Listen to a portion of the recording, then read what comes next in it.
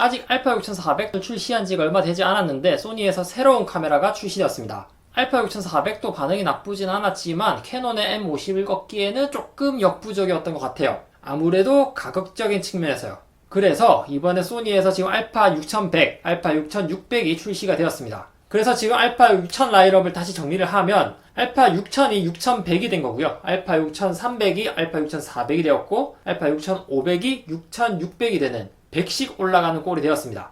일단 제가 봤을 때 주목해야 할 놈은 알파 6100입니다. 이름만 봐서는 알파 6100이면 6300보다 아래 등급일 것 같지만 지금 알파 6300보다 훨씬 상위 스펙인데다가 출시된 지 얼마 안 된 6400의 팀킬 수준인 스펙입니다. 알파 6400이 가격 조정이 들어갈지 모르겠는데 이대로라면은 알파 6400을 살 이유가 별로 없어 보일 정도입니다. 자, 그러면은 스펙을 비교해 봅시다. 먼저 2세대들의 같은 점. 알파 6100, 6400, 6600 센서 모두 동일합니다. 훌륭하죠? AF 성능도 동일하고요. 완벽합니다.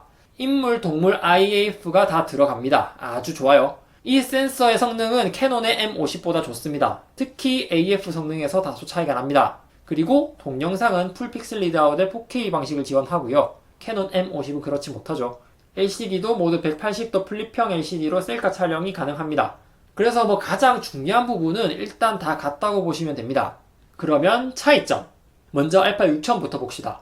방진 방적이 빠졌답니다. 일반적인 상황에서는 중요하지 않을 것 같고요. 셔터 내구성이랑 EVF 해상도가 떨어진다네요. 그치만 결과물에서 차이가 있는 건 아니죠. 그리고 확장감도 10만을 지원하지 않는답니다. 그치만 5만으로도 충분하고 5만조차도 쓸 일은 잘 없습니다. 그리고 픽처 프로파일을 제공하지 않는답니다. S로그 촬영 같은 게 안 된다는 건데 이것도 좀 전문가 영역이라 일반적인 영상 촬영에서는 크게 문제가 되지는 않습니다. 자, 끝입니다. 제가 봤을 때는 중요하다면 중요한 부분도 있겠으나 일반적으로 크게 중요하진 않은 것들이에요. 그런데 가격은 출시가 기준으로 지금 알파 6100이 알파 6400보다 150달러 정도 더 쌉니다.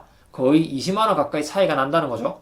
이래서 알파 6400 팀킬이라는 말이 나오는 겁니다. 그리고 알파 6100이 출시가가 750달러인데 국내 출시가 되고 가격이 좀 안정돼서 70만원대에 판매가 된다면 이제 캐논 M50하고도 제대로 붙어볼만 합니다. 물론 그래도 M50이 더 싸긴 싸요. M50은 현재 50만원 후반대인데 그래도 딴 거 다 제쳐두고 AF 성능이랑 4K 성능만 해도 그 차이 값은 충분히 한다고 봅니다. 사실 알파 6400대는 조금 애매한 부분이 있었거든요. 그런데 지금은 바디만 비교하자면 M50보다는 아무래도 알파 6100이 조금 더 낫지 않나 싶기도 합니다. 그럼 알파 6600 차이점도 한번 살펴볼까요? 일단 가장 큰 차이점은 알파 6500을 이어서 5축 센서 손돌방이 들어가 있습니다. 거기에 배터리 용량도 커졌고요. 때문에 그립 부분도 조금 커졌습니다. 그리고 동영상 전용 IAF 기능이 추가되었다고 하고요. 이로써 알파 6600은 지금 현존하는 크롭바디 중에서 가장 최강바디라고 보시면 됩니다. 다만 가격이 다소 비싼 것 같은데 출시가가 지금 1400달러라고 합니다. 이러면 거의 알파 6000 두 대 값이라는 건데 이건 좀 지켜봐야 될 것 같습니다. 자, 그러면 이제 캐논도 긴장을 해야겠죠? 다행히 이번에 캐논에서도 드디어 크롭 없는 4K를 지원하는 M6 마크 2가 나옵니다. 이거는 캐논에서 중급기 스펙이긴 한데 역시나 가성비의 캐논이라 가격적으로는 알파 6100이랑도 충분히 붙어볼 만합니다. 일단은 아직 둘 다 출시 전이라 이거는 출시 이후에 비교 리뷰 후속편을 만들어서 띄워놓도록 하겠습니다. 자, 오늘의 요약. 긴장해야 할 캐논과 오늘도 말이 없는 니콘.